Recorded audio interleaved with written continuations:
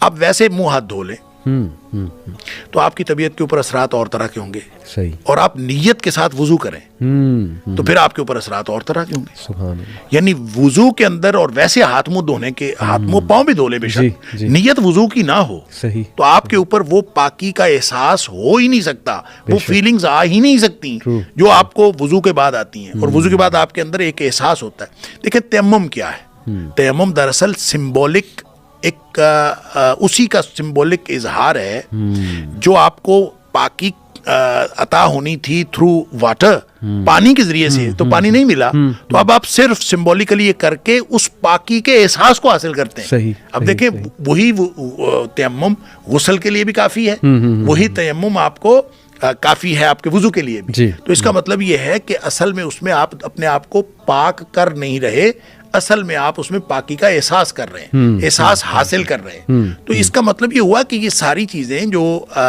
شریعت نے ہمیں بتائی ہیں اس کے اندر یکسوئی کا ایک اپنا معیار ہے, اور اس میں پھر اگر کوئی شخص محسوس کرتا ہے تو وہ اپنے ایمان کی بنیاد پر محسوس کرتا ہے کہ یہ ہوا ہے. جیسے دیکھیں نبی پاک صلی اللہ علیہ وسلم نے ایک دفعہ کوئی واقعہ سنایا اور آپ نے کہا کہ بنی اسرائیل کا کوئی آدمی تھا اور اس نے اپنے بیل کے اوپر سواری کر لی یا بوجھ لاد دیا. تو بیل بولنے لگا اور بیل اپنے مالک سے کہتا ہے کہ میں اس کام کے لیے تو نہیں ہوں, میں تو اس لیے ہوں کہ میرے ساتھ کھیتوں میں ہل چلایا جائے, میں وزن لادنے کے لیے تو نہیں ہوں. تو ابھی نبی پاک صلی اللہ علیہ وسلم نے اتنی بات فرمائی تھی تو محفل میں ایک آدمی بولا, مجلس میں بیٹھا ہوا تھا, اس نے کہا اللہ کے رسول صلی اللہ علیہ وسلم کبھی بیل نے بھی باتیں کی, کبھی بیل بھی بولتا ہے بھلا؟ اب اس کا جواب نبی کریم صلی اللہ علیہ وسلم نے پتہ کیا دیا؟ اب ہمارا انا اومن بہی و ابو بکر و عمر, اس پر میں بھی ایمان رکھتا ہوں, ابو بکر بھی ایمان رکھتا ہے, عمر بھی ایمان رکھتا ہے. یعنی آپ ابو بکر سے پوچھ لو یا عمر سے پوچھ لو. تو ابو بکر اور عمر کوئی عینی گواہ تھوڑے تھے؟ نہیں. اصل میں یہ معاملہ یقین کا اور ایمان کا ہے کہ اب اس میں کوئی لاجک نہیں ہے. یہ اس کا نبی کریم صلی اللہ علیہ وسلم فرما دیا کہ ایسا ہے تو آپ کو یقین ہے کہ ایسا ہوا ہے. تاریخ میں ایک بھی واقعہ رپورٹ نہ ہوا ہو کہ کبھی کسی بیل نے باتیں کی تھیں.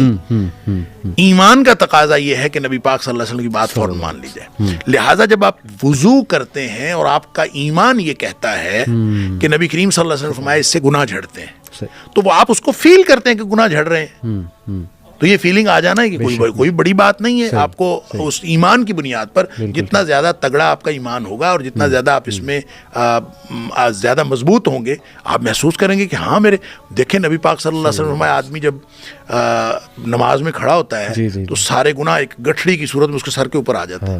بالکل صحیح. اور جب وہ رکوع جاتا ہے تو گر جاتے ہیں, سجدہ جاتا ہے تو بالکل ہی سارے گر جاتے ہیں. اب یہ اندازہ کریں یہ ایک فیلنگ ہے, اور اگر آپ اس فیلنگ کو اپنے تفکر کا حصہ بنا لیں تو پھر جب آپ نماز پڑھیں گے سبحان اللہ تو آپ وہ گٹھڑی گرتی ہوئی محسوس نہیں کریں گے, آپ کو محسوس ہوگا کہ گٹھڑی گر گئی. تو یہ تو اصل میں ایمان کے ساتھ تعلق رکھنے والی فیلنگز ہیں. بالکل ٹھیک. میں یہ مانتا ہوں شیخ کہ یہ جو آج کل یہ ریسرچ ہو رہی ہے انرجی کی, اینیمل میگنیٹزم کہہ دیں اسے یا جو بھی کہہ دیں, میں تو بہت زیادہ یہ بلیف رکھتا ہوں کہ اسلام کی جتنی بھی پریکٹسز ہیں الحمدللہ کامل ہیں اور کمپلیٹ پیکیج اسلام نے ہمیں دیا ہے. جیسے آپ نے اذکار کا ذکر کیا, آپ نے برکت کے کنسیپٹ کا ذکر کیا ماشاءاللہ. تو اگر ہم ان چیزوں کو بھی اس نظر سے اسلام کو دیکھیں, ان چیزوں کو سامنے رکھتے ہوئے, تو پھر بھی ماشاءاللہ اسلام از کیٹرنگ ایوری تھنگ. جیسے آپ نے شروع میں کہا تھا ہو نہیں سکتا کہ نبی صلی اللہ علیہ وسلم ہمیں کوئی ایسی بات نہ بتا کے گئے ہوں جو ہمارے ہر اسپیکٹ سے ریلیٹڈ ہے یا ہمارے لیے فائدے مند ہے الحمدللہ. یوگا کی اسپیسیفکلی بات شیخ میں کرنا چاہوں گا. کیا یہ پاسبل ہے کہ یوگا, کیونکہ بدھزم سے آ رہا ہے اور اس پہ ریسرچز ہیں کچھ, میں آپ سے ایک ریسرچ شیئر کرتا ہوں. یوگا پہ میڈیٹیشن پہ ایک ریسرچ ہوئی, وہ ریسرچ کا میں نام ڈھونڈنے کی کوشش کر رہا تھا, مجھے ملا نہیں, لیکن خیر آڈینس انشاءاللہ میں کہتا ہوں خود ڈھونڈ لیں. اس میں 3 چیزیں شیخ انہوں نے ثابت کی. 8 ویکس کے لیے انہوں نے چند لوگوں کو اپنے ساتھ رکھا. ایک گروپ کو کہا کہ تم میڈیٹیشن کرو گے, یوگا کرو گے. ایک گروپ کو کہا کہ تم جس طرح گزارے ہو زندگی بس اسی طرح گزارو. 8 ویکس بعد ان لوگوں نے وہ گروپ اے جس نے میڈیٹیشن کی تھی اور گروپ بی ان کا MRI اسکین کیا. وہاں سے انہوں نے پتہ لگایا کہ ہمارے برین میں ایک ایریا ہوتا ہے ڈیفالٹ موڈ نیٹ ورک, وہ ایریا ایکٹیویٹ ہوتا ہے جب ہم کچھ بھی نہیں کر رہے, فارغ بیٹھے ہوئے, اور وہ اوور تھنکنگ کے لیے رسپانسبل ہے وہ ایریا. انہوں نے دیکھا کہ وہ لوگ جنہوں نے میڈیٹیشن یوگا کیا ہوا تھا 8 ویکس کے لیے, ان کا وہ ایریا کافی لیس ایکٹیو تھا, کنٹرولڈ تھا. یعنی انڈائریکٹلی وہ یہ کہنا چاہ رہے ہیں کہ ان کی اوور تھنکنگ ختم ہو گئی یا ایکٹیویٹ نہیں تھی, تو وہ سکون میں تھے.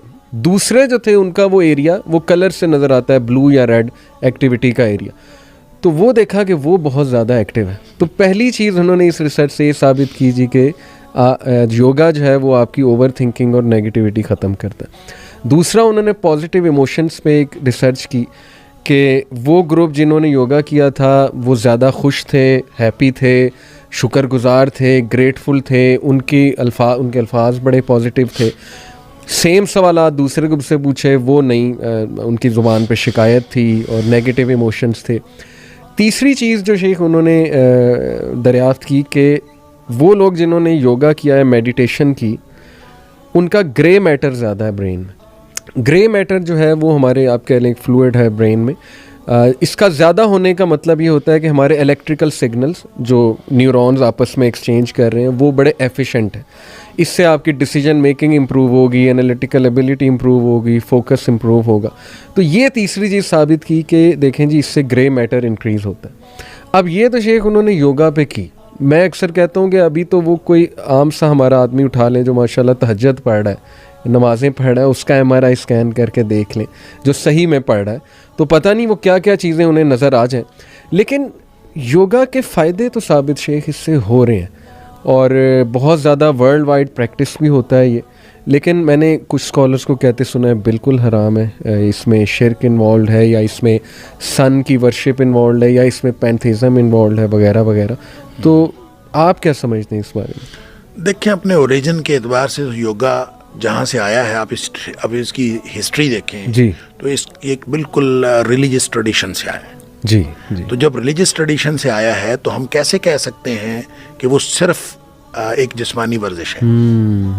ایسا نہیں ہو سکتا. صحیح. تو اس کا مطلب یہ ہے کہ ہاں تھوڑا سا یہ آپ کر سکتے ہیں کہ وہ جس ریلیجس ٹریڈیشن سے آیا ہے آپ اس کو اس سے کاٹ دیں اور اس کو صرف جسمانی ورزش کے طور پر لیں. ٹھیک ہے. تو ایسا ممکن ہے کہ آپ اس کو جسمانی ورزش کے طور پر لیں. ٹھیک. مثلاً ابھی جو آپ نے کہا کہ وہ تو سورج کے ایک خاص وقت کے اوپر, جی, سورج کے ایک خاص رخ کے اوپر بیٹھتے ہیں, جی, خاص قسم کے گیتا کے شلوک پڑھتے ہیں, خاص قسم کا ان کا ایک آسن بھی ان کے خاص قسم کے ہوتے ہیں, اور پھر اس میں جسم سے کپڑا ہٹانا بھی ضروری ہوتا ہے. جی جی جی. اچھا, اس طرح کی بہت ساری شرائط ہیں. جی, پوسچر بھی بڑا, پوسچر بھی خاص قسم کے ہوتے ہیں. اور جب آپ ان سارے پوسچرز کو بھی, ان جس کو آسن کہتے ہیں, آپ اس کو بھی اختیار نہیں کرتے, اور آپ ان کے جو یوں کہہ لیں کہ جو ریلیجس آسپیکٹ سے جتنی چیزیں ہیں اس کو آپ کاٹ دیتے ہیں, منقطع کر دیتے ہیں, اور آپ صرف اس کا جو جسمانی ورزش کا پہلو ہے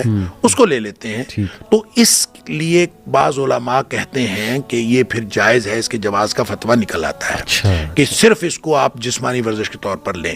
اب جب آپ جسمانی ورزش کے طور پر لیتے ہیں تو اس میں پھر اس میں جو سانس کی ایکسرسائز ہوتی ہے, جب آپ سانس روکتے ہیں, سانس چھوڑتے ہیں, تو وہ اگر ایگزیکٹلی آپ کو انہی مقاصد کے لیے استعمال ہو رہی ہے کہ جو مقصد اصل میں روح کو, اپنی روح کو, ذاتی روح کو عالمگیر روح کے ساتھ متصل کرنا اصل مقصد ہوتا ہے.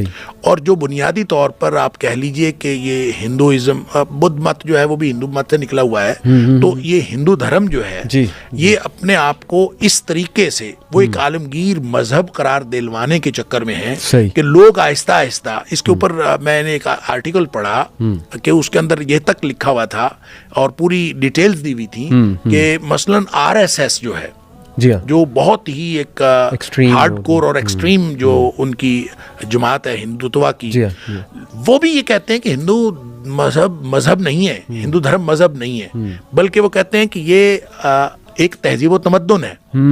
تو گویا جب آپ پھر ان کا تہذیب و تمدن اڈاپٹ کر لیں گے, اگر آپ یوگا کو صرف ایک ورزش کے طور پر ہر جگہ پہ امپلیمنٹ کر دیں گے, تو اس کا مطلب یہ ہوگا اس جواز کے ذریعے سے آپ گویا ہندو دھرم کی کچھ باتوں کو مان لیں گے اور ان کی اس تہذیب و تمدن کو آپ اڈاپٹ کریں. اس لیے علماء کرام نے اکثر علماء کرام اس کے ناجائز اور حرام ہونے کا فتویٰ دیتے ہیں, اور جن لوگوں نے فتویٰ دیا ہے وہ بھی یہ کہتے ہیں کہ اگر اس کو صرف جسمانی ورزش کے طور پر لیا جائے تو پھر کوئی حرج نہیں ہے.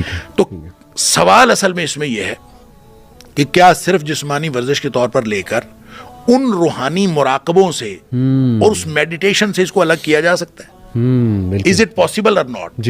تو اگر یہ پاسبل ہے, یہ تو یوگا والے ہی کر سکتے ہیں, میں تو اس کے بارے میں کوئی اس کی تفصیلات جانتا نہیں ہوں.